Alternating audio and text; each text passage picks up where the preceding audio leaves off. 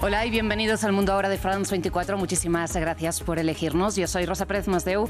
Vamos con las noticias de esta hora. Hamás asegura que aceptó la propuesta de Estados Unidos para un cese el fuego de 60 días. Israel, sin embargo, niega esta versión y la Casa Blanca, de momento, guarda silencio, mientras el ejército israelí mató a 50 personas en la Franja de Gaza y el canciller alemán denuncia la violencia israelí contra civiles. Kiev afirma que Moscú lanzó anoche más de 300 drones contra el territorio ucraniano. Ataque que Zelensky describe como una declaración de las intenciones rusas, mientras el Kremlin denuncia que los europeos alejarían la paz al autorizar el uso de sus armas contra Rusia.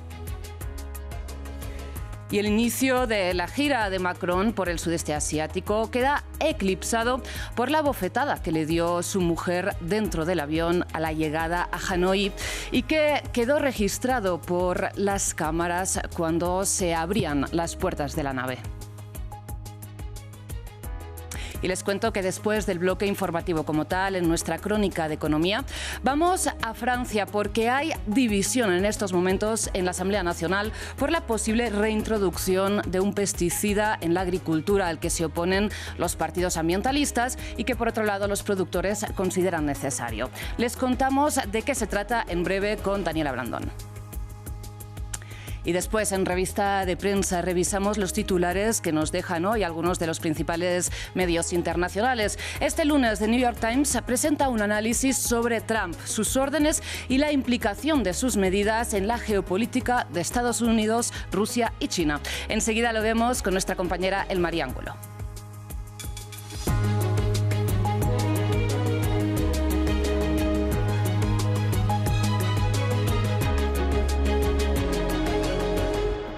Iniciamos las noticias en la Franja de Gaza porque en estos momentos impera la confusión y también las versiones contradictorias sobre el estado de las negociaciones de tregua entre Israel y Hamás mediadas por Estados Unidos. Bien, fuentes del grupo palestino aseguran a la cadena Al Jazeera que han aceptado la propuesta estadounidense de un cese el fuego de 60 días a cambio de la entrega de 10 rehenes vivos y de la entrada de ayuda humanitaria. Sin embargo, Israel rechaza esta versión y de momento la Casa Blanca no ha comentado oficialmente el estado de los diálogos, que repetidamente, recordemos, se han roto ante la reticencia del gobierno de Netanyahu de retirarse del enclave palestino. Mientras, sobre el terreno, el ejército israelí mató al menos a 52 personas en las últimas horas, entre ellas a 36 que se encontraban en una escuela convertida en refugio en la ciudad de Gaza. Las Fuerzas Armadas de Israel alegaron una vez más que sus objetivos eran terroristas y en un giro inédito de discurso, el jefe del gobierno de Alemania, hablamos de Friedrich Merz, denunció que en este punto Israel ya no puede justificar sus ataques contra la población civil esgrimiendo la lucha contra el terrorismo de Hamás. Bien, y ya lo saben, las personas que sobreviven a los ataques israelíes en Gaza lo hacen en medio de la escasez de alimentos causada por más de 2 meses y medio de bloqueo total. Un bloqueo que, sin embargo, Netanyahu, recordemos, levantó parcialmente la semana pasada a cambio de encargar la distribución de la ayuda a una fundación estadounidense de nueva creación que debía empezar a operar este lunes, es decir, hoy mismo. Sin embargo, el director de la organización renunció ayer domingo, denunciando que el plan israelí no le permitía respetar los principios humanitarios. En estos camiones tan esperados, harina, aceite y latas de comida. Tras más de 2 meses de bloqueo total de la ayuda humanitaria por parte de Israel, estos alimentos que finalmente logran cruzar la frontera siguen siendo insuficientes. En este hospital del enclave palestino, las medicinas son cada vez más escasas. Incluso el jabón se está acabando. Debido a la falta de absolutamente todo, muchas personas que podrían haber sobrevivido están muriendo a causa de sus heridas. La tragedia es abrumadora. Y la situación no mejora. Apenas unos meses después de su creación por Estados Unidos, el director general de la nueva Fundación Humanitaria de Gaza anunció su dimisión el domingo. Está claro que no es posible aplicar este plan respetando estrictamente los principios humanitarios de humanidad, neutralidad, imparcialidad e independencia. Argumentos ya utilizados por la ONU y varias ONG. Una de ellas ha pedido incluso a las autoridades suizas que abran una investigación administrativa para averiguar si la fundación cumple la legislación internacional. El 14 de mayo, la organización anunció su intención de distribuir 300 millones de porciones de comida durante un periodo de 90 días. Cambiamos ahora a noticias de la guerra en Ucrania porque el presidente Volodymyr Zelensky denuncia que la ofensiva con más de 300 drones que Moscú ha lanzado esta noche contra el territorio ucraniano no sigue una lógica militar, sino que es una demostración de las intenciones de Moscú. Mientras, el Kremlin acusa a los europeos de alejar la paz si dejan de imponer restricciones al ejército de Ucrania para que use sus armas de largo alcance contra Rusia. Catalina Gómez Ángel, nuestra enviada especial a Kiev, nos amplía. Han sido 3 noches básicamente sin dormir para miles o millones de ucranianos. Aquí en el centro de Kiev, donde nos encontramos, se oyeron explosiones toda la noche. Bueno, todas 6 horas estuvieron prendidas las alarmas. Oímos trabajar duramente a la defensa antiaérea, que la sentíamos básicamente sobre nosotros, y también escuchamos al menos 2 drones donde nos encontramos volar sobre nosotros. Esto no es nuevo, lo que sí es nuevo es cómo ha cambiado de cierta manera el sonido de esos drones que antes, por ponerlo de una manera coloquial, se oían básicamente como si fueran una lavadora que estaba funcionando en mal estado. Hoy tienen un sonido muchísimo más perfecto, menos duro, lo que significa que esos drones también han cambiado no solamente en su tecnología, sino también en la manera que logran a escaparse de las defensas aéreas y llegar hasta las ciudades o a las poblaciones que tienen como objetivo. Mire, en solamente este fin de semana, el viernes, sábado y también domingo, han sido 903 drones Shahid y también lo que se llaman drones señuelos, prototipos que se buscan para distraer y para poder desgastar esa defensa antiaérea lanzada sobre el país. Fueron 92 misiles, 9 de ellos lanzados en la noche de ayer, pero sin embargo tuvimos el mayor número de la noche del sábado domingo, lo que son unos récords bastante para Ucrania, lo que puso a millones de personas a dormir en subterráneos, en el metro, en los corredores, y especialmente a crear una gran angustia en la población que se pregunta hasta cuándo va a seguir esta situación. Bien, precisamente ante esta escalada de las ofensivas aéreas de Rusia contra Ucrania, el presidente estadounidense Donald Trump acusó a Putin de textualmente haberse vuelto loco al estar matando a tanta gente, aunque también denunció el comportamiento de Zelensky, al que responsabilizó, también cito textualmente, de causar problemas cada vez que abre la boca. El Kremlin calificó las palabras del republicano como una sobrecarga emocional. Más detalles en este informe. Donald Trump anunció que como presidente pondría fin a la guerra en Ucrania en tan solo 24 horas. Hace ya más de 4 meses que regresó a la Casa Blanca y parece estar perdiendo la paciencia. En un mensaje en redes sociales, calificó a Vladimir Putin de loco. Siempre he tenido muy buena relación con Vladimir Putin de Rusia, pero algo le ha pasado, se ha vuelto absolutamente loco, está matando innecesariamente a mucha gente, y no estoy hablando solo de soldados, se están disparando misiles y aviones no tripulados contra las ciudades de Ucrania, sin motivo alguno. Siempre he dicho que él quiere toda Ucrania, no solo un pedazo de ella, pero si lo hace, llevará a la caída de Rusia. El presidente estadounidense se refirió al lanzamiento de cientos de drones y misiles rusos sobre las ciudades ucranianas este fin de semana, incluida la capital Kiev. Fue el mayor ataque aéreo de la guerra hasta la fecha, en el que murieron al menos 13 personas y decenas más resultaron heridas. Horas después, Rusia lanzó otro ataque masivo en contra de Ucrania. Este lunes, el Kremlin ha respondido a las declaraciones del republicano, afirmando que fue una reacción emocional. Por supuesto, al mismo tiempo este es un momento muy crucial que se asocia con la sobrecarga emocional de todo el mundo, absolutamente, y con reacciones emocionales. Seguimos esto muy de cerca. Donald Trump también criticó al presidente ucraniano, afirmando que las declaraciones de Zelensky son problemáticas y exhortando al líder político de Kiev a cambiar sus métodos de comunicación. Y nueva prórroga en la guerra arancelaria declarada por Estados Unidos.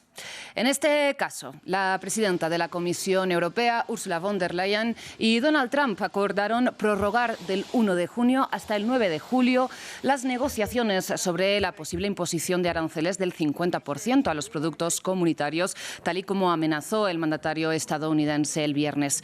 El domingo, sin embargo, el republicano indicó que aceptó la propuesta que hizo la presidenta del Ejecutivo Europeo después de una cordial conversación telefónica. Cambiamos de tema. Nicu Jordan tomó posesión de la presidencia de Rumanía ante la Asamblea Nacional. El centrista proeuropeo hizo un llamado a la unidad nacional y juró defender los intereses de todos los ciudadanos. Bien, el nuevo presidente llega al cargo tras una larga carrera en la política local y buscará, dijo, durante su mandato fortalecer los vínculos del país con la Unión Europea y también con la OTAN. Diego Bassani tiene los detalles. Nicu Jordan se juramentó como presidente de Rumania. Este lunes, el alcalde de Bucarest, proeuropeo, asumió el cargo en medio de una ceremonia en la Asamblea Nacional. Juro dedicar toda mi fuerza y habilidad a la prosperidad espiritual y material del pueblo rumano, respetar la Constitución y las leyes del país, defender la democracia, los derechos y libertades fundamentales de los ciudadanos, la soberanía, la independencia, la unidad y la integridad territorial de Rumania. Que Dios me ayude. El hombre de 55 años, quien ganó la presidencia en segunda vuelta luego de superar al ultraderechista George Simeon, aseguró que intentará unir al país durante su gobierno. Rumanos de Rumania, rumanos de la diáspora, rumanos de la República de Moldavia, mucha gente que nunca se ha expresado en política, se han expresado. Ahora demuestran que les interesa la dirección que está tomando Rumania. La sociedad rumana ha demostrado que está viva y es fuerte. Les aseguro que seré un presidente abierto a la voz de la sociedad y socio de la sociedad.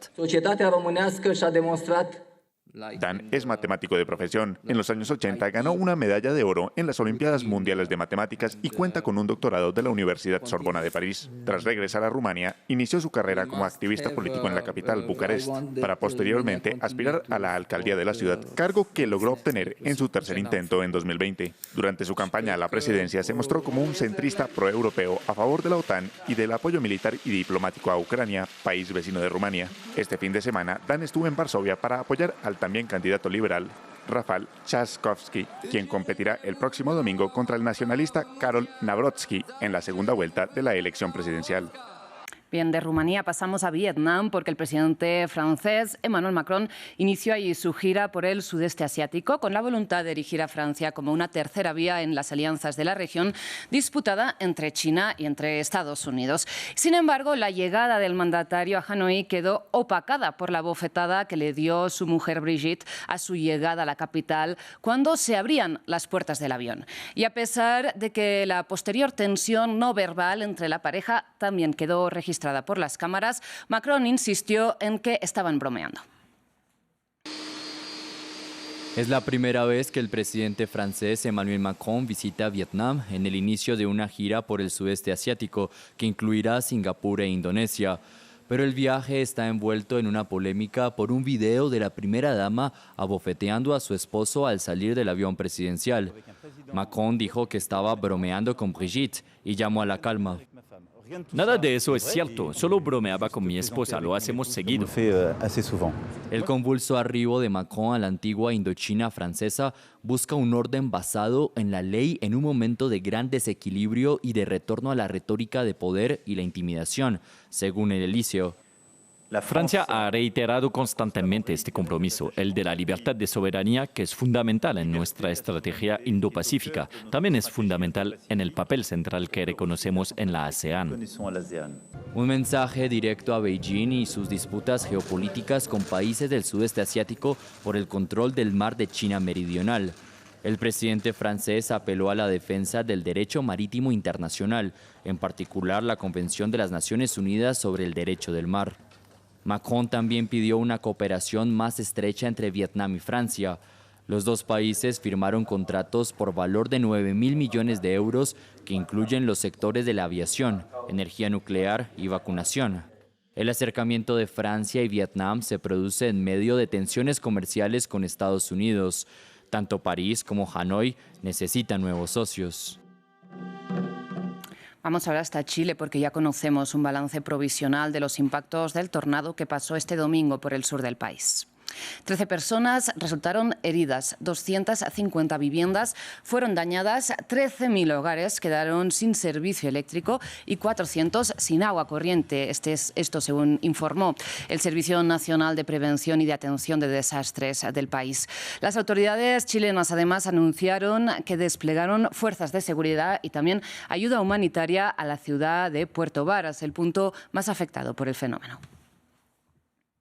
Bien, y cerramos en China porque a continuación verán unas imágenes que revelan la avanzada tecnología, ahí las tienen, de los robots humanoides en el país. Esto es un torneo de boxeo en el marco de la competición mundial de robots de China celebrada este domingo en Zhejiang. Como ven, las máquinas demostraron una amplia gama de habilidades en el ring. Vamos ahora con la economía. Daniela Blandón, bienvenida. Muchas gracias, Rosa. Vamos a empezar hablando de Francia porque hay nuevas manifestaciones de agricultores. ¿Cuáles son sus demandas en este caso? Pues un proyecto de ley que llegó este lunes a la Cámara desde el Senado ha dividido a la Asamblea Nacional Francesa sobre la posible reintroducción de un tipo de pesticidas considerado altamente nocivo, pero que muchos agricultores dicen que necesitan. El pesticida en cuestión ha sido prohibido en Francia desde 2018, pero es aceptado en muchos otros países de Europa. Los agricultores exigen una aprobación sin enmiendas, pues creen que simplifica las normas y aumenta la competitividad de la agricultura. Por supuesto, en este debate se plantea la cuestión de cómo seguimos produciendo, pero no se trata de reintroducir pesticidas. No oigo a nadie mencionar que en los últimos 20 años hemos reducido significativamente el uso de pesticidas, que la agricultura francesa es una de las más sostenibles del mundo y que cada vez que producimos un poco menos en Francia, importamos un poco más, a menudo de países con estándares mucho más bajos que los nuestros. Eso también refleja la realidad de nuestras regiones, al tiempo que se afirma que estamos perdiendo agricultores. Pues nuestra corresponsal en París, Erika Lavarría, nos contó más temprano cómo se están moviendo las fuerzas en la Asamblea para la aprobación de la norma y por qué la apoyan estos agricultores. Efectivamente, hoy hubo movilizaciones en toda Francia, pues tiene que discutirse en la Asamblea Nacional una ley que se llama para permitir o levantar las restricciones al trabajo de los agricultores. Recordemos que estos no están contentos, sobre todo con lo que son las normativas ecológicas del gobierno de Emmanuel Macron. Todo esto en el contexto además de la guerra con Ucrania, considerado el granero de Europa, y por lo tanto han estado presionando en los últimos meses, últimos años ya a las autoridades. Esta ley fue iniciativa de un senador de la derecha que también es agricultor para levantar justamente esas restricciones agrícolas, sobre todo la restricción a un pesticida que son aquellos considerados asesinos de abejas que matan a los polinizadores y que justamente habían sido prohibidos para evitar que la ley se discutiera desde la izquierda y desde los ecologistas. Hoy día han puesto más de 3.000 enmiendas para hacer lenta la discusión de este proyecto de ley, por eso hoy han salido los agricultores a movilizarse para que esta ley sea discutida. Sin embargo, quienes han presentado este proyecto de ley han propuesto una moción de rechazo que se llama, y que el proyecto sea directamente discutido en comisión mixta. También este proyecto, otra de las polémicas que tenía para la izquierda y los ecologistas, era que permitía acumular agua en grandes tranques, lo que es considerado antiecológico. Bueno, pues seguiremos lo que sucede en Francia. Continuamos hablando de la Unión Europea. Y Daniela, en catalán hay un dicho que traduciría algo así como quien día pasa, año empuja.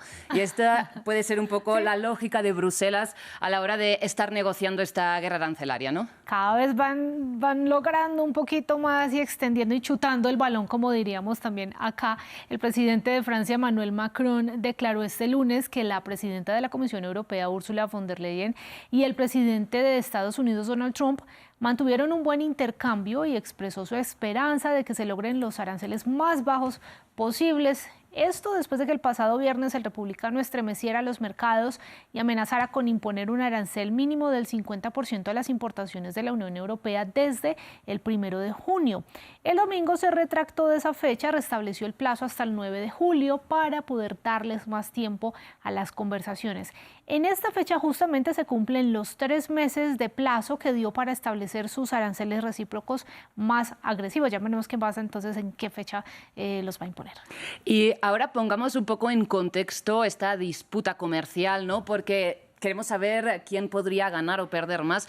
¿Cuál es el estado exactamente de las relaciones comerciales entre ambos bloques? Bueno, ya sabemos que tienen un déficit, Estados Unidos tiene un déficit comercial en materia de productos y servicios, bienes y servicios de 160.000 millones de dólares al año. En términos económicos, ambas partes tienen mucho en juego. Estados Unidos fue el mayor socio exportador del bloque comercial en 2024, representa exactamente el 20,6% de las ventas externas según Eurostat, es decir, una quinta parte de todo lo de Europa se va a Estados Unidos. Los productos medicinales y farmacéuticos fueron lo más vendido del bloque a la Unión Americana, seguidos por los vehículos de motor, las aeronaves y los equipos asociados. Ahora vemos acá como los 3 mayores o los 5 mayores exportadores son Alemania, Irlanda, Italia, Francia y Países Bajos, que entonces serían los más afectados con estas tarifas. Daniela, y en medio de este panorama, el Banco Central Europeo intenta impulsar su moneda, ¿no? Claro que sí. Inquietos por la política económica de Estados Unidos, los inversionistas globales han reducido su exposición a los activos en dólares en los últimos meses, por eso es que se han fortalecido otras monedas, pero muchos han optado por el oro al no ver una alternativa directa. Las autoridades económicas europeas creen que el euro puede competirle. Cualquier cambio en el orden internacional que conduzca a una reducción del comercio mundial o a la fragmentación en bloques económicos será perjudicial para nuestra economía.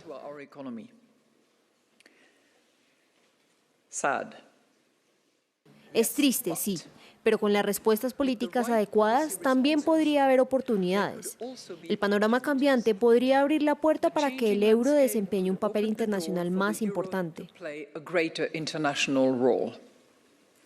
¿Y los mercados cómo han reaccionado a estas noticias, Daniela? Desde luego con euforia en los mercados globales, quizás están viendo este plazo como la posibilidad de un acuerdo entre las dos potencias.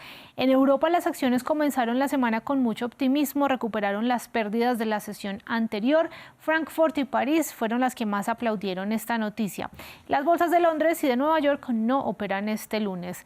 Los mercados asiáticos cerraron mixtos, también estos cambios de parecer generan una nueva dosis de incertidumbre para los inversionistas. En Hong Kong, las empresas expuestas a Apple sufrieron pérdidas por la amenaza de aranceles a esta compañía que afectaría las exportaciones. Bien, y cerramos esta crónica repasando la noticia del fin de semana, y es que hubo de nuevo una propuesta de matrimonio empresarial. Cuéntanos. Claro que sí, el presidente Donald Trump emitió comentarios al parecer favorables a la oferta de $14.900 millones de Nippon Steel para comprar a US Steel. Un acuerdo que lleva meses enredado por la negativa de Joe Biden, quien argumentaba que la japonesa iba a sacrificar empleos estadounidenses. Pues Trump dijo el viernes que la alianza planificada entre ambas compañías crearía al menos 70.000 empleos y sumará $14.000 millones a la economía. Luego el domingo dijo que Estados Unidos tendría el control de US Steel como parte de la alianza. Pues hoy el gobierno japonés se refirió al respecto. Estoy al tanto de los comentarios del presidente estadounidense Donald Trump, pero prefiero esperar el anuncio oficial. Con relación a este asunto, se han iniciado tanto las conversaciones sobre planes concretos de inversión como la coordinación entre las partes interesadas del sector privado. Nuestro gobierno se esforzará por facilitar la comunicación entre las partes interesadas cuando sea necesario. Daniela, pues muchísimas gracias por este repaso económico. Iremos siguiendo esta trama de los aranceles aquí en todos los espacios de France 24. Claro que sí, para eso estaremos acá. Nosotros vamos con revista de prensa. El Mariángulo, bienvenida. Buenas tardes, Rosa. Vamos a empezar comentando un ejercicio más que respetable, y es que el New York Times ha analizado la geopolítica, la estrategia geopolítica de Estados Unidos, Rusia y China. Un ejercicio complejo, ¿no? En medio de tanta confusión, giros de guión. Así es, como bien lo indicas, bastante complejo y así con esa palabra lo reseña este medio, Rosa, por eso titula La visión de Trump, un mundo tres potencias. En este análisis el medio recurre a lo argumentado por diversos analistas de política exterior que comparan de hecho la manera en la que Trump ha llevado adelante sus políticas de gobierno con lo que sería a sus ojos una suerte de retroceso al estilo del gobierno imperial del siglo XIX, esto en un contexto en el que, según este medio de origen estadounidense, Trump intenta limitar las consecuencias de la que describen, Rosa, como su propia guerra comercial, instando al líder de China a que se acerque a él. Según este medio, abro comillas, para Trump cualquier momento es bueno para hacer acuerdos, pero nunca más que ahora con Rusia y China, cierro comillas, sobre el análisis que hacen sorteando las acciones de Trump como suertes de acciones para dominar las esferas de influencia. Aquí tocamos un punto importante y es porque el medio reseña que el término esferas de influencia surgió en la conferencia de Berlín del año 1884, en la que potencias de Europa adoptaron lo que fue un plan formal en su momento para tomar control de distintos territorios africanos. Lo que establecen también estos analistas en este documento que nos presentan para abrir la semana es que establecer una esfera de influencia en la era post-imperial no es tan fácil ni siquiera para una superpotencia como por ejemplo Estados Unidos. Este medio también reseña dos razones argumentadas por observadores políticos muy cercanos al gobierno del líder republicano. La primera es que no se debería considerar que las acciones o declaraciones dadas por Trump desde su llegada a la Casa Blanca sean más bien estratégicas. Los expertos apuntan a acciones manejadas por el impulso. Y en segundo lugar, destacan que si bien Trump podría tener posturas un tanto firmes y arraigadas sobre algunos temas, en particular, tanto la migración como el comercio, no tendría una visión del orden global muy clara. Concluyen también a que hay señales de que Trump estaría pensando como lo hacían antes los emperadores del siglo XIX. Sin duda este carácter impulsivo explicaría mucho, ¿no? Estos giros de guión que comentamos constantemente, donde estamos esperando si hay una nueva posición de Estados Unidos es en la Franja de Gaza, ahora mismo en medio de estas negociaciones. Hasta ahí nos vamos a trasladar para ver cómo medios como l'Humanité o The Guardian reportan, ¿no?, lo que está sucediendo en medio de la hambruna y de los ataques israelíes. Así es, l'Humanité por eso ofrece esta portada gráfica que titula Genocidio y nos deja ver la descripción de esta palabra que a su juicio es la que encaja o describe mejor la situación que se vive actualmente en el territorio gazatí por cuenta de la ofensiva militar por las fuerzas israelíes. Nos dice el medio, abro comillas, según la definición de la Convención de la ONU de 1948, el crimen de genocidio es un acto cometido con la intención de destruirlo todo en un lugar, un grupo, una etnia o una religión. Cierro comillas sobre la atribución que hace este medio al panorama que se vive en el enclave palestino. El medio dice que se trataría de la palabra apropiada para describir lo que está ocurriendo en ese territorio y que es un término actualmente de debate en el territorio francés para describir esta situación a la luz de la definición del derecho internacional. Vemos también en contraste como el medio de origen británico The Guardian titula: al mundo no le importa si todos morimos. Hambre y desesperación en las ruinas de la ciudad de Gaza. Y nos deja ver, Rosa, esta imagen de una niña visiblemente afectada, atemorizada en medio de lo que son los bombardeos de los últimos días, pero también aquejada por la hambruna que se vive en este territorio. Este medio destaca que las matanzas en esta nueva ofensiva israelí se suman a la escasez de alimentos y de suministros médicos. También reseña que en esta semana en la ciudad de Gaza se han escuchado dos sonidos incesantes. Uno es el de las lágrimas y otro el de los misiles.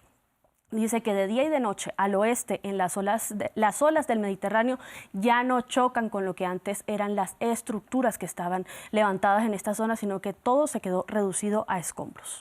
Bueno, pues seguiremos los avances y finalmente hay un cese el fuego en Gaza, también el proceso contra Israel por presunto genocidio en la Corte Internacional de Justicia. Cerramos rápidamente en Venezuela, a ver cómo distintos medios reportan las elecciones de ayer. Así es, el medio español El País titula: Venezuela Venezuela celebra elecciones marcadas por baja participación y represión opositora y reseña también los resultados que han sido notificados por el Consejo Nacional Electoral, controlado por las mayorías chavistas. Declaran también a esta como una jornada cuestionada por organizaciones defensoras de derechos humanos al margen de la organización. Dice también el diario BBC, el chavismo se adjudica una amplia victoria en las elecciones legislativas y regionales de Venezuela ante el boicot de la mayoría de la oposición, y reseña cómo la líder opositora María Corina Machado está mostrando la baja participación en lo que fueron estos comicios de ayer domingo como un resultado a favor de la oposición. Vemos también cómo el medio independiente El Pitazo lo reseña de otra manera y dice que el chavismo amplía su dominio territorial en unas elecciones que describe como marcadas por el ventajismo y la baja participación, así como la ausencia de candidatos de la oposición mayoritaria y una ola de represión. María, muchísimas gracias. Ampliaremos enseguida este análisis sobre Venezuela. Seguro que sí. Breve pausa y regresamos.